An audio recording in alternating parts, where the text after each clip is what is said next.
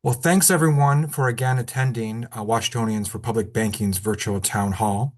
Uh, Today we have a very real treat where we have Alphecca Muttardy joining us. She is a professional macroeconomist and former senior economist with the International Monetary Fund, where she acted as the senior desk economist for Ghana and Liberia. She currently acts as the chief economic advisor for the Coalition for the National Infrastructure Bank and a member of their advisory board. Today, she's going to be talking to us, giving an update on the National Infrastructure Bank and what it can do for our economy in these perilous times. Thank you again for joining us. Alphecca Muttardy, go ahead and take it away. Super duper. Thank you very much for having me again. I'd like to kind of give you a bit of an overview without repeating too much what we went over the last time I spoke, but just where we are with the bank and the bill and with the economy as well. So let me pull up my slides here. So here is the bill that we have in the US Congress to create a $5 trillion public bank to lend for infrastructure projects all across the country. And of course, the reason we need this bank is because we cannot adequately finance infrastructure, not through the federal budget, state and local budgets, private capital money. That money is there, but it's not anywhere near enough. And as a result, the unfunded gap for infrastructure has recently exploded, grown by an additional 40%, according to the last report card of the American Society of Civil Engineers. So the beauty of this bank is that it will top up all the financing that we need to repair our infrastructure. It'll be real muscular and go after organizing and replenishing all this infrastructure. And while it's at it, it's really going to reboot the American economy. And should we sadly slip into a recession, it can also lean against any recession that may be coming our way if unemployment ticks up. So the bill was reintroduced in mid-September of last year. It had a lot of interest coming out of the gate. And then since then, we've been working really hard on getting more members of Congress to sign on to the bill. So currently, we have 58 members of Congress on the bill, including the main sponsor from Chicago, Illinois. From Washington State, we have Pramila Jayapal and Adam Smith, very different ends of the spectrum, but both of them see the merit in supporting this bill. We would like to increase our representation on this bill. We've been very successful by talking to local legislators, activist groups, unions, and things like that, who about their unmet infrastructure needs, then going to their member of Congress and asking them to sign on to the bill. So we would love to have your help in Washington State with that as well. We have some members already on the ground doing a lot of work, but we could stand a lot more, as I'll show you in just a moment. So just to review, this bank operates like any commercial lending bank. It is capitalized using existing treasuries that are held in the private hands, swap for preferred stock that will pay investors a little extra. And then that capital, of course, sits on the bank's books, and the bank gives out a loan just the same as any commercial bank does, actually creates money each time that it gives out a loan. All commercial banks operate that way. However, this bank is public and it will be offering the very lowest financing and interest rates possible while still keeping the bank afloat. And borrowers then would be state and local governments. Any public entity that owns public infrastructure can come in and request a loan. This bank is sized to be big enough to provide $5 trillion in infrastructure loans over a 10-year period in 21 infrastructure categories. And tracing those categories, the bank is sized according to the report card of the American Society of Civil Engineers. They tell us how much is needed to repair transportation systems, water systems, upgrade the power grid, build out schools and broadband. And then our coalition added three more categories we think are critical: a complete high-speed rail network all around the country, affordable housing targeted to the very lowest income earners who need it the most, and then some large scale water projects in areas where we grow our nation's food. And another good aspect of this bank is it'll be able to coordinate all this infrastructure so that we can build affordable housing next to train stations and get people back and forth to work and make sure that we electrify the grid and that we have enough electric power coming our way, and that we retrain our workforce for these 21st century jobs. So, just to review, what's in it for the state of Washington. Out of the 5 trillion, the state could qualify for maybe up to $90 billion over 10 years to cover all of your backlog of infrastructure projects.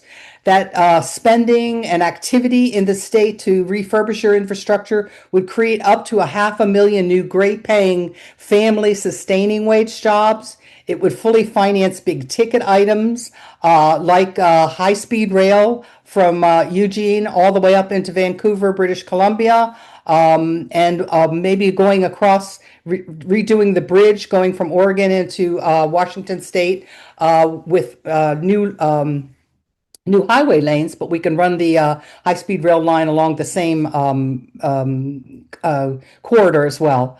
And we know that some things are going to be really costly in the state. For example, fixing Seattle's bridges, that could be $6 billion right there. That's a big whopping cost. The I-5 bridge now does not have funding, and that could cost $18 billion just for the road work for the bridge. Anything that's mentioned on your ASCE report card would be addressed. Schools, potholed roads, which I didn't understand until I read their report, that are rated worst in the nation. Stormwater, drinking water, wastewater, sewer systems, with differences in rainfall and climate change. These are all impacted, and in many places they're very old and need replacing. Ports need lots of refurbishment to provide inland port transportation. We need affordable broadband in rural areas in the state, affordable housing everywhere. The National Low Income Housing Coalitions suggest that the state might need up to 167,000 units just dedicated to very low income earners. And of course, that'll go a long way to solving the state's homelessness problem, which is the 6th highest in the country. And we want to promote inner city development and rural development and much more rail in our transportation mix. As I said, train up workers for these great paying jobs. And all of this will improve the economy. And by doubling GDP growth, that'll really improve state and local finances as well. So I just wanted to also give you a little background on where we are with the federal budget, which does not look too good. Currently, we're running deficits at the federal level of nearly 2 trillion per year.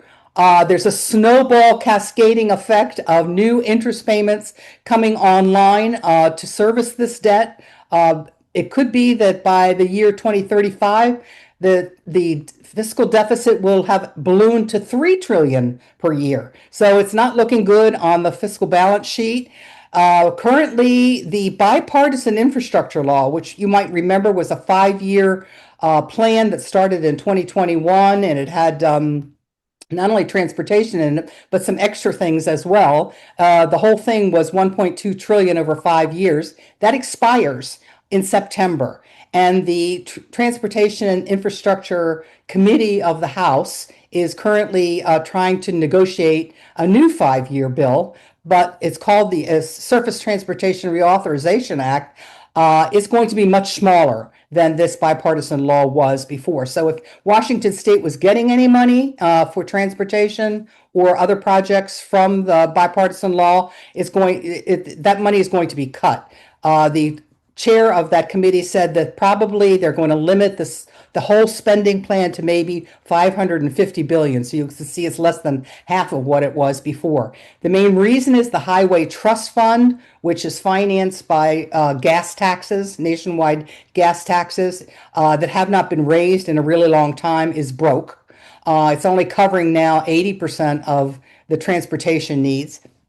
The rest has to come out of the general funds of the budget, and they don't want to do that spending. So there's a big budget constraint. And meanwhile, the transportation needs of the country have, as I said, like other infrastructure, have ballooned. There's a gap for transportation of maybe $1.3 trillion over the next 10-year period. So this bank will step in and cover all of that, complement whatever they are able to pass through the budget. We always want them to pass money through the budget first.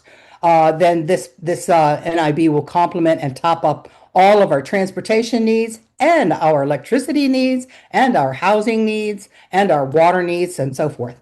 So the final thing I wanted to talk about was the housing crisis. It's still in a crisis. There's not going to be more money coming from the federal government to address housing.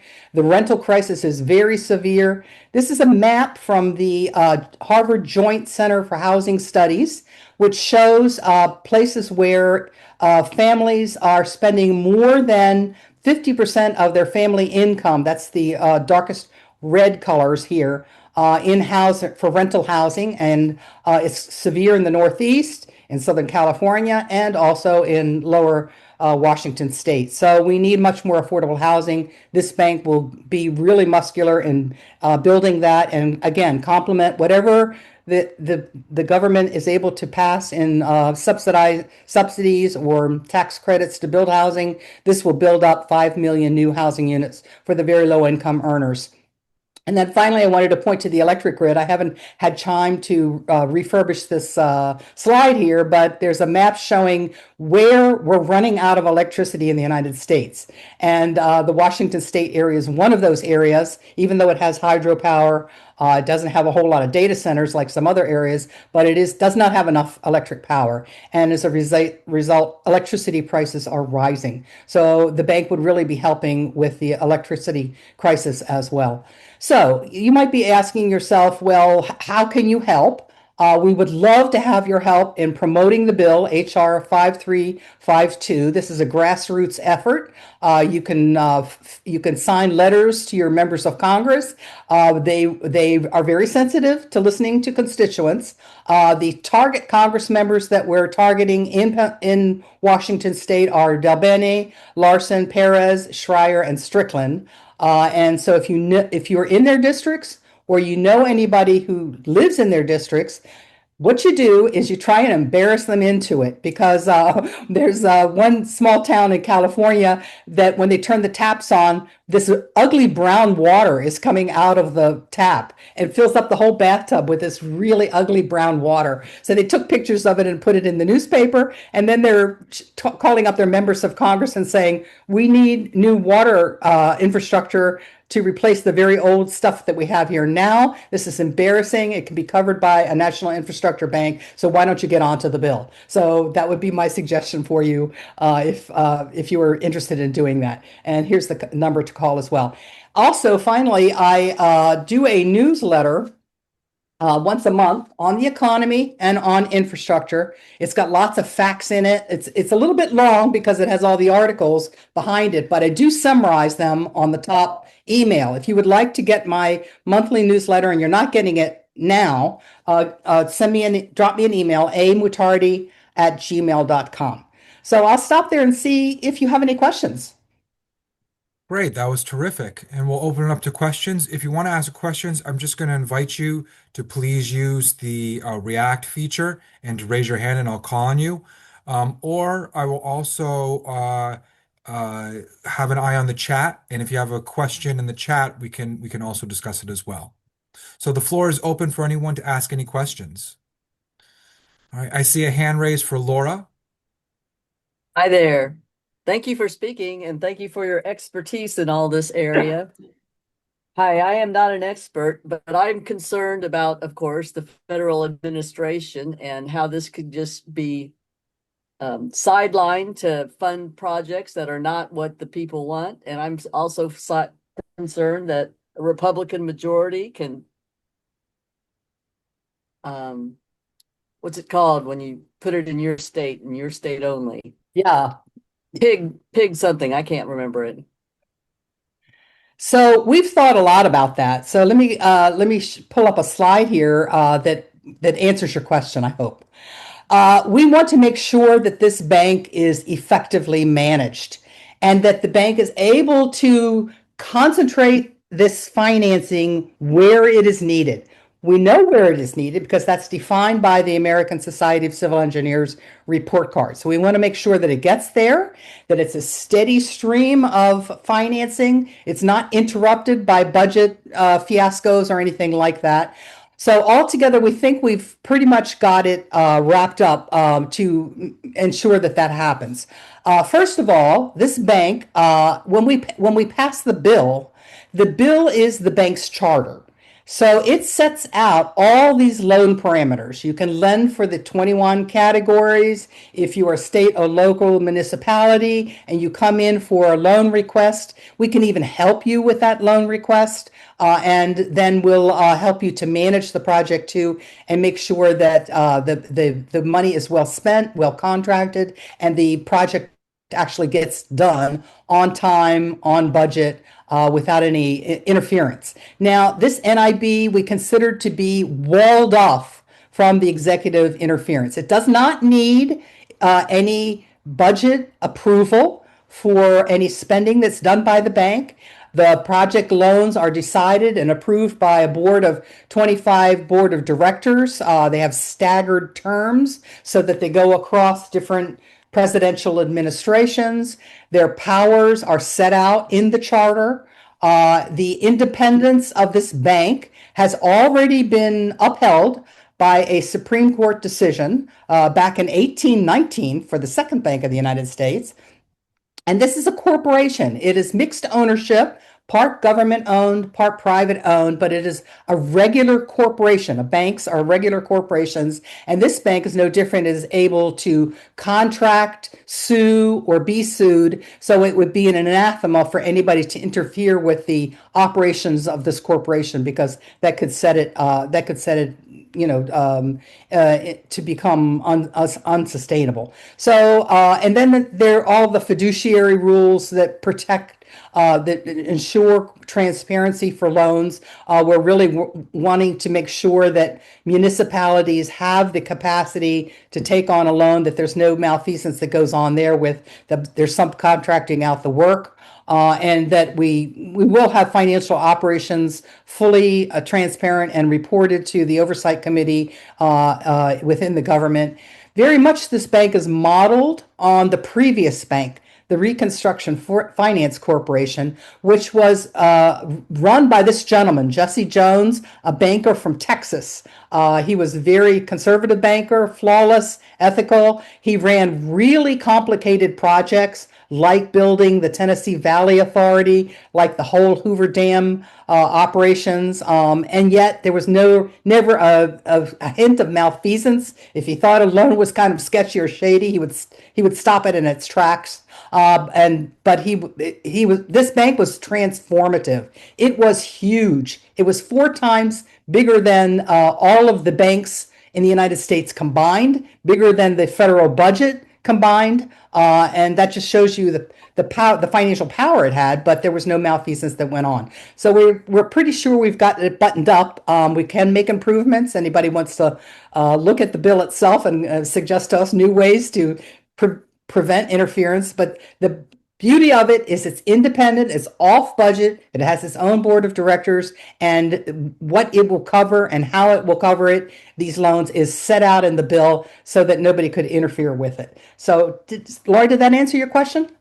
So who appoints the 25 board members of the board of directors? So their qualifications for the 25 are listed in the bill. We're looking for engineers, some bankers, no politicians, please, representatives from state and local governments to make sure that their loans are getting done correctly, from labor organizations, from low-income organizations, and those kind of things. So the 25 would be nominated by the president and approved by Congress, the same as for other agencies.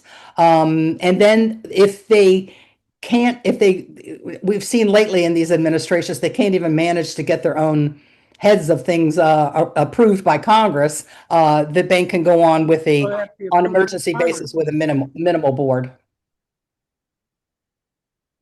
Okay, well, I'm concerned that they're Actually, appointed, 25. nominated by There's the one president. president. I just want to interrupt if people, Tony, if you're not speaking, if you could mute so we can make sure that we can hear all the are we questions. So I'm going muted? to ask everyone to mute and then we can continue with the discussion. Mhm. No, we're not. Yeah, I take your point about the president nominating them, and of course, he's not going to be here for after 3 year periods. We could have a big transformation in our representation in Congress. So pretty, we'll see how long it takes to get the bank bill approved. But if we fall into a recession, and I'm very concerned about this, I'm very concerned about a financial meltdown like we had in 2008. The AI sector is on shaky grounds. The banking sector is on shaky grounds. There's a lot of shadow banking and lack of regulation and high speculation levels that are going on that could pull the whole bank down. And then you have the Iran war. We've never been in a war like that without it causing a recession.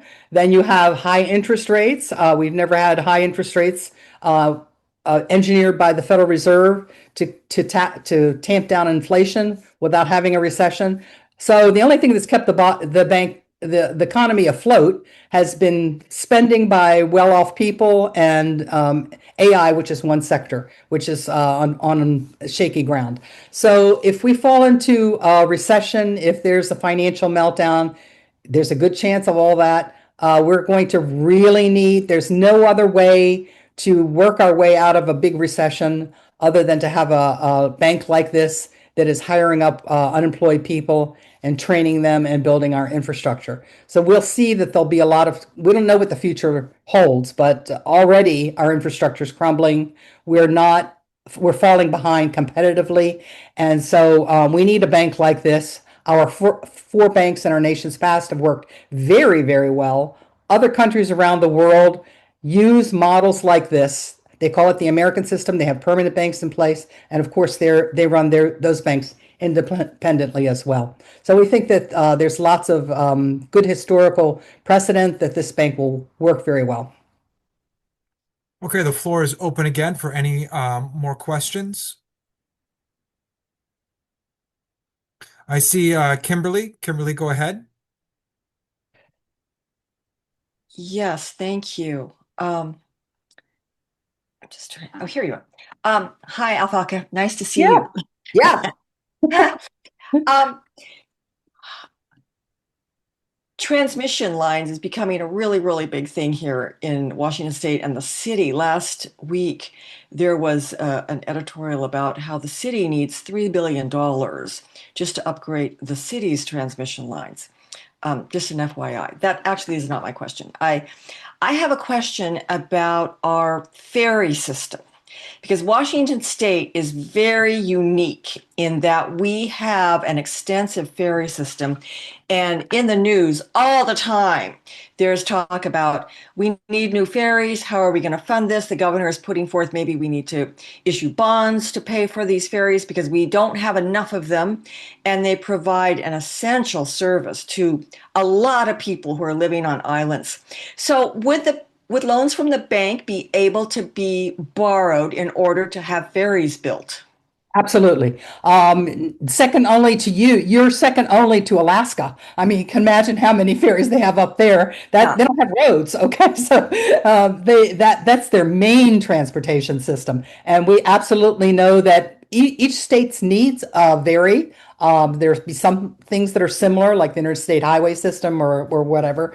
But we want to promote transportation, the lowest cost transportation, the best transportation that's needed, and the whole idea is to get people back and forth with as little congestion as possible and maximum, transportation to move workers and goods and things like that around. Yes.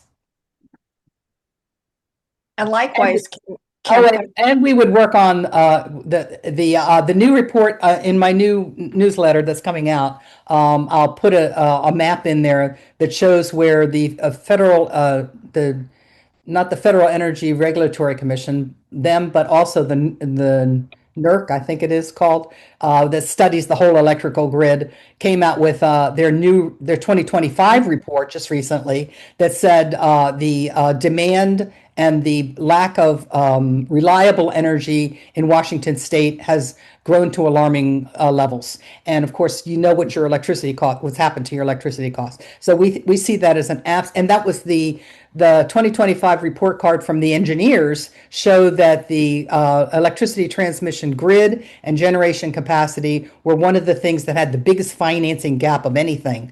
And so these utilities really need to step up and get their game in order. And you need to have ensure that your state regulatory commission that oversees your utilities is doing their job to make sure that go to their hearings, find out what their plans are for forcing the utilities to make their investments, and then we can provide low interest loans to back that up. Yeah, thank you. Yeah, the Bonneville Power Administration is not building out transmission grids fast enough at all. So we really need help in that area. The other question I have regards rail. And I know you always mention about, the high-speed rail going up and down the I-5 corridor.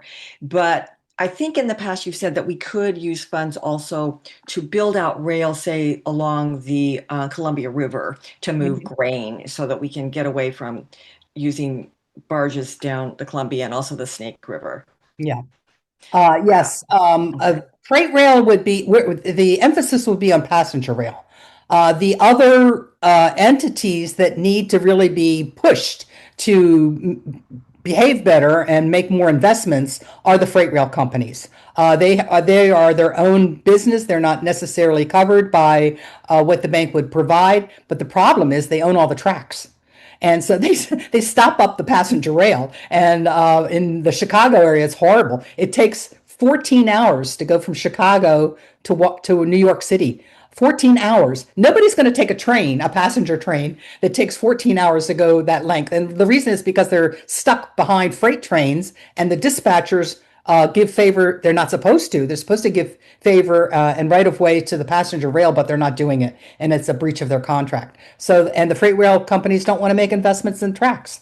They want to get this, the least investment that they can and maximize their, yields coming off of the companies. So they need to be forced to make more improvements. The reason that you have barges carrying heavy freight is because the freight rail companies are too slow and are too costly compared to barges. So the Mississippi River has the same situation as well.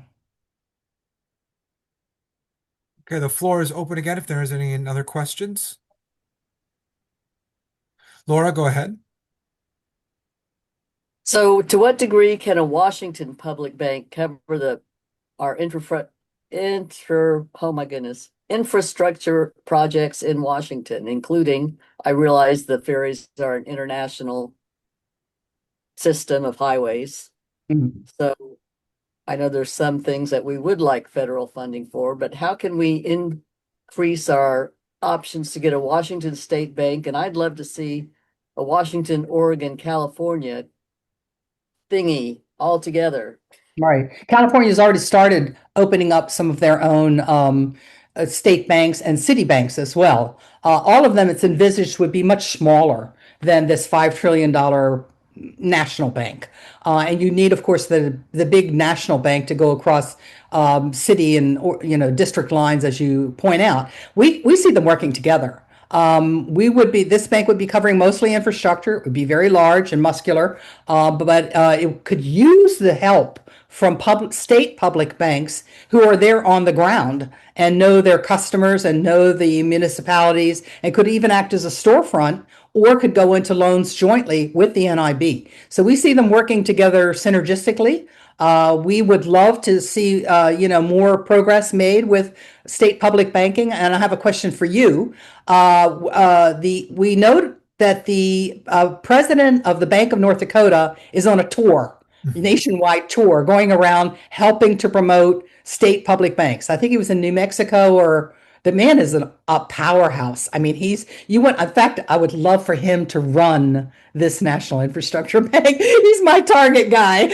I'll let you know right now. He is a whopping great banker and manager. I mean, just like somebody asked him at the presentation, what did he eat for breakfast? He's really astounding. But if you can invite him, he's on a road. He's on a I, road. Do you have the Alphecca, we already have. you have So had him? we are in conversations with his office and some other Uh-huh. people to raise some money and create an itinerary for him. But he's agreed to come to Washington in July Excellent, for about excellent. 4 days. So He will we're in really the process of benefit from organizing that. a tour for him to go to a Super bunch of meetings to duper. talk about Excellent. public banking. Right, right. I He think that's the way he forward. also spoke at the hearing by June in the Senate, Washington Senate for public banking. Hmm. Yes, he was So I invited was by thrilled. Senator Hasagawa uh, Yes, to be part to give testimony during their work session. right. Did you know that Bank of North Dakota is more profitable than JP Morgan Chase? We have to read Ellen Brown's articles on the Bank of North Dakota. She writes some really good ones. You'll enjoy him. So yeah, we see them working together. Absolutely. All right, the floor is open again for any other questions.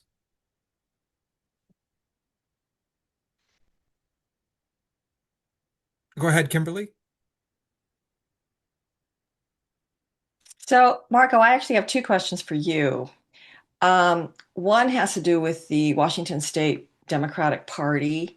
Um, are, I never hear anything about the NIB when I go to my 46th district Democratic Party meetings.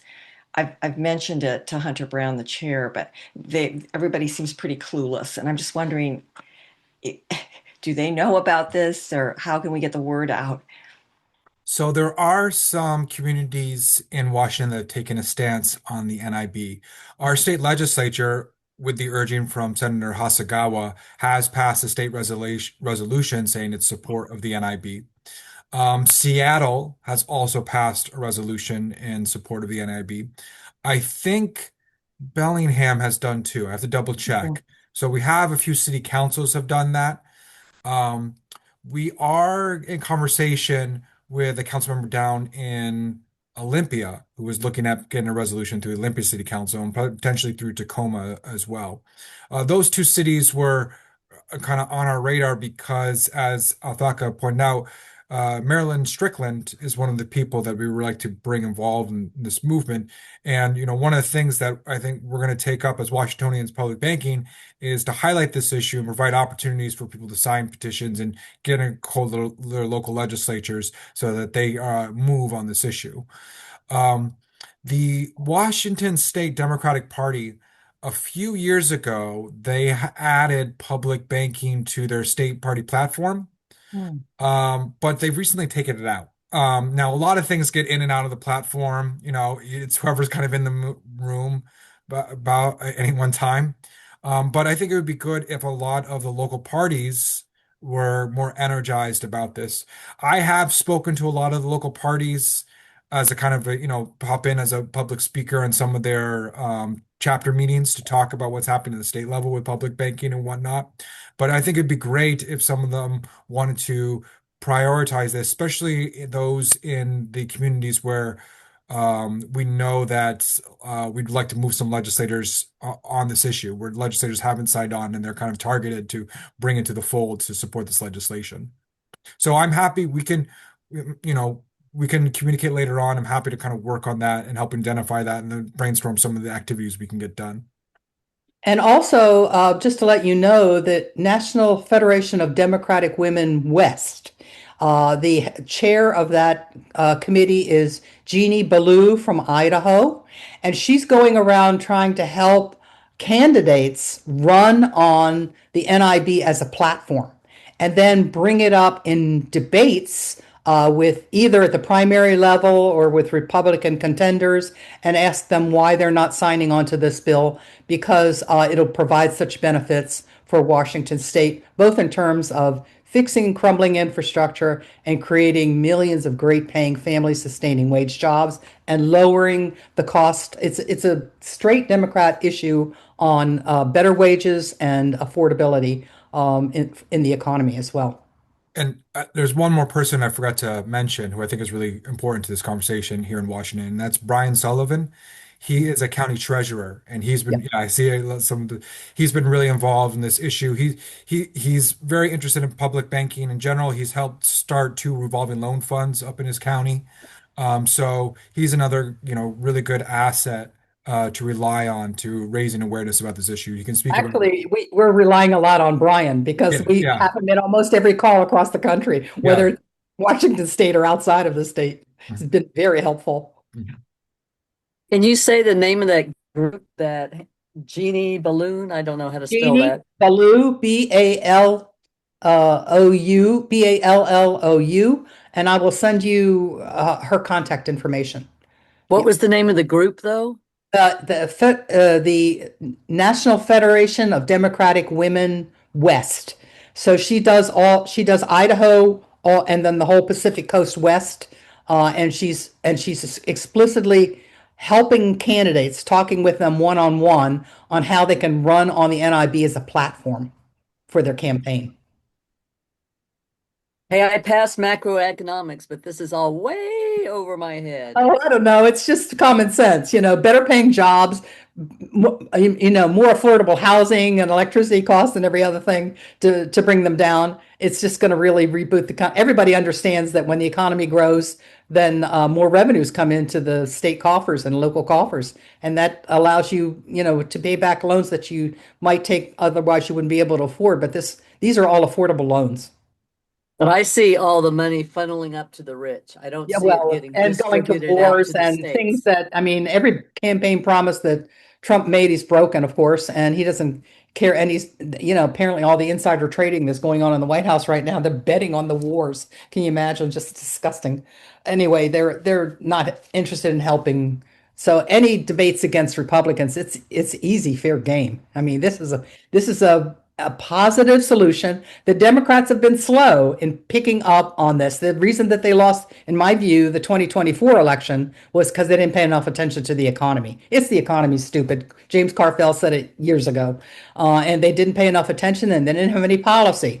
And so they went on identity politics and things like that. People were not interested in that. It was bread and butter issues in their wallet. They understand their wallet, so you can run on that. And this bank will improve their conditions of their wallet. I would like to see the nominations for the board not be nominated by the president, but by some sort of engineering committee. I don't know what there is out there in the wide world. We'll make sure we have lots of watchdogs on there to make this board has to be you wouldn't believe how in the midst of the Great Depression, 25% of the nation was out of work. The entire farm sector was busted. I mean, it was devastating. And what they did was Jesse Jones, that president of the RFC, and a couple of the agencies, those alphabet agencies, WPA and PWA and all that kind of stuff, they all sat down at a card table with a box of 3x5 cards that had places where the unemployment was high and the infrastructure was broken. And they would just said, we're going to build here. And they called up the guy and they said, go out and put up for hire signs, and we're going to build this, that, and that. And they had a project in every single county within 2 years. And the increase in the productivity, I mean, they in Washington State and nearby states, they electrified all of rural America. 80% of it had no electricity. And they told FDR, they can't pay back the loans. You shouldn't lend to them. And he did it anyway. And they hired the farmers to do the electrical installations and become linemen. All their farms became much more productive. All the loans were paid back. And by the way, some of those electrical cooperatives are still in existence today. So shows you it can work. It has worked, even in areas where you think they might not be able to repay. It all came out very well. So it's a proven Was concept. that part of the Conservation Corps? What is it? The CCC? It's the Civilian Conservation Corps was the first line of hiring people to go do with shovels to go do shoveling work in state parks. That was the way they got people to work. But then what did they do with them? They put them all in night school while they were in the reserve, put them in night school, taught them math and everything. And you could see it in the numbers. The pay for very for day laborers tripled in just 2 years or 3 years' time. And that was because they were investing in these work, hiring them up essentially as apprentices. We have the same equivalent today. We have not enough electricians, not enough plumbers. We have people coming out of universities with $100,000 debt, can't find a job. We have a huge crisis in our workforce, and we can hire these people up. A lot of women are taking work in the trades now because this will, even if they have to take a pay cut in the short term, they'll go into an apprentice program and work until they get themselves geared up and trained to do this work. And these are going to be long-term, great paying jobs and they won't be your grandfather's old union jobs. These will be, we have to get into the latest 21st century technology and sensors and, remote management of systems and everything from water systems and water cleaning plant to moving trains across tracks and things like that. This is why on my next newsletter I'm going to show you how we are falling behind China. They are eating our lunch. I mean, they can resurface a road 3 lanes at a time, moving the supply and the materials up, and build a 3-lane road for 137 miles in 1 week. I mean, just like they could build a water line. They've got a water grid across the whole country. They've got high speed. They've got direct current lines coming from the northwest of the country down to the southeast where everybody lives.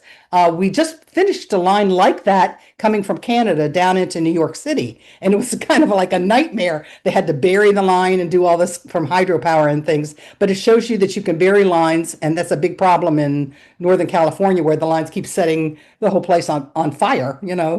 So we have a lot of work to do. And the Chinese know how to do it. They out-engineer us like at every turn, and we are just falling behind. And we have a lot of politicians that say, well, I have to take the safe road. I just can't quite do it. What would it mean? And like, it's not the time to keep asking the questions. It's the time to get up and go and fight for a piece of legislation that'll really do the job. Well said. Well said. We do still have some time left, so if anybody, especially if anybody hasn't joined the conversation yet, I do want to invite if you have any questions, just raise your hand.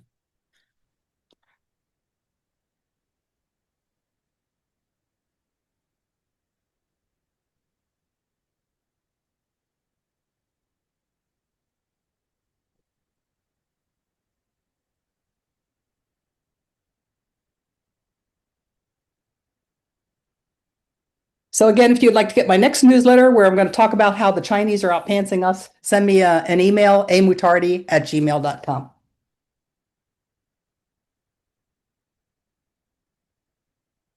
I'm not seeing any hands. Well, guess I'll take some chair prerogative and Sure. ask you my own question, Alphecca. Uh-huh. Um, uh, I'm wondering if you could tell a little bit more about, one of the things that's really novel about this project is pretend is that it's not going to contribute to the debt, and that seems to actually attract a lot of conservatives. Even though we could say the majority of people who are behind this are progressives, there are some state conservatives we've noticed, some Republicans who are really interested in this. Could Mhm. you talk a little bit more about how, the innovative ways that we're looking at capitalizing it and financing it, and how it can make it so that we wouldn't have sort of the debt cycles that we have today? And this day and age, uh, we have this irony in our politics where for decades we kept worrying about the debt, worrying about the debt, worrying about the debt. It wasn't necessarily an issue, but now it's starting to become a real issue, especially with the potential of de-dollarization.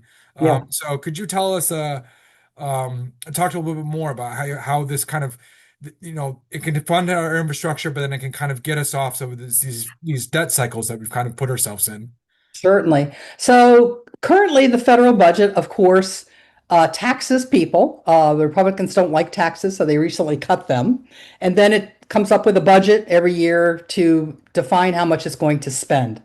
And every year it might spend about 3% more than it brings in revenues, but lately we've been spending more like 6% more than we bring in revenues. And the reason for that is because of the tax cut, because of an aging population and healthcare requirements and things like that. Medicare and Social Security are required expenditures by the budget, but also because what has really pushed out the normal spending for things like infrastructure has been war spending. That's a fact. We spend more and more on wars than we should be spending it on our public infrastructure. So we're running these deficits of 2 trillion a year, and then the interest. And in the meantime, we had this inflation bout. So the Federal Reserve had to raise interest rates. So that raises, guess what? Interest on the national debt. So the debt is rising and the interest payments on the debt are rising, and that's snowballing. It's like rolling downhill a snowball that gets bigger and bigger, so that now the interest payments are bigger than defense spending. That's catastrophic. And it could keep snowballing. I did a calculation once. If interest rates went to 10%, we would be spending 100% of all revenues coming in just to service our debt. No federal government, no workers, no nothing, no war, no nothing, just service the debt. If the world, which is holding a big chunk of our national debt, is now sitting at $37 trillion, and these treasuries are held all around the world, if they decide that we cannot service our debt, that we're not good for it, they might decide to do, guess what? Drop their treasuries. And central banks are already quietly doing it, and they're buying gold instead. And every time Donald Trump threatens them, one way or another, he's a kind of a bully. He likes to push countries around and make them, bow to him. They quite silently or in a very soft voice say, well, we can always sell our treasuries. If they do that, the dollar plummets. We're no longer the world's reserve currency. We're throwing stones and we live in a glass house. So this means that the budget is in trouble. Altogether, in past history, when we've had budget in trouble, we're broke, we just had war, and our infrastructure is devastated. Guess what we did? We instituted a national infrastructure bank. It was the invention of Alexander Hamilton, our first economist. And he was a brilliant strategist. And he used the clause in the United States Constitution to justify it, that the government may do operations for the general welfare. That's their purpose. And this bank is for the general welfare. So it is off budget, doesn't need to rely on the budget cycle. It is capitalized using existing treasuries. We don't need anything from the federal budget. And so it won't increase treasuries. We're just moving them around, moving the ownership around to move them into the National Infrastructure Bank to collateralize the loans. And then the bank earns its own earnings by giving out loans on charging a little bit higher than the interest rate on the deposits. And it lives off of its net interest earnings, just like any commercial bank does. So it's an off-budget entity. It's not subject to the budget cycles, and it does not, above all things, add to the national debt. Excellent, excellent. We do have a few minutes left if anyone has any other additional questions. Oh, go ahead, Laura. So why aren't more Republicans on board to support this? Good question. We tried. It wasn't like we didn't try. We wanted to put the bill in when the 119th Congress started last January 2025, but we wanted to try and get some Republicans on the bill. So we tried for 6 or 7 months. All we did was call up Republicans. And what we learned is a couple of things. First of all, yes, they should be appealed to by this fact that it does not raise the federal debt. But they're more concerned, A, not to upset Donald Trump. What would he think about it? They don't want to be put on his bad side. And B, they really object to government. They want to dismantle government. They want to dismantle the health benefits, the regulations that protect you from being poisoned by corporations, anything that is not in the war realm, they want to dismantle it. And that's why they unleashed Doge and Elon Musk, and why they had the Tax Cut Act. So they intrinsically don't trust federal government, even though they could have a seat at the table to decide what this bank statute looks like as it's being passed, and then they should be able to get what they want. They know Republicans at the district level are a different breed altogether than the ones in Congress. They know their infrastructure needs. In fact, when we had representatives, including Brian Sullivan, he's the vice chair of the Transportation Committee for NACO. NACO is 3,000 counties across the United States out of a total population of something like 27,000 counties, but they're mostly Republican counties.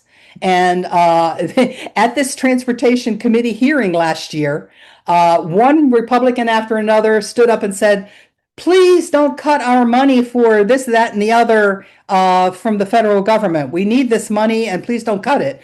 And then the last resolution was the National Infrastructure Bank, and they all go, Eureka, aha! Like this, this is the best thing since sliced bread, and they approved it unanimously. So it just goes to show you that we did try. It's the Republicans in Congress that are the problem. Republicans at the district level know better.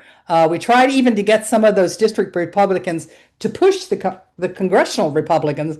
We didn't have any luck. So what we're doing, what our strategy now is, we're just going to get as much representation on the Democratic side on this bill as we can. If we can get all 240 members of the House, Democrats on this bill, that would be our objective. And then when there's a change of administration, then the bill should be ready to pass. Or if there's a recession, then the bill should be ready to pass. Okay, and with that, I think we can close up for this evening. I just want to thank you again, Alphecca, for that excellent presentation. This is in our virtual town halls, and speaking, you've kind of now become sort of a reoccurring guest. We make sure to always have an update on the National Infrastructure Bank.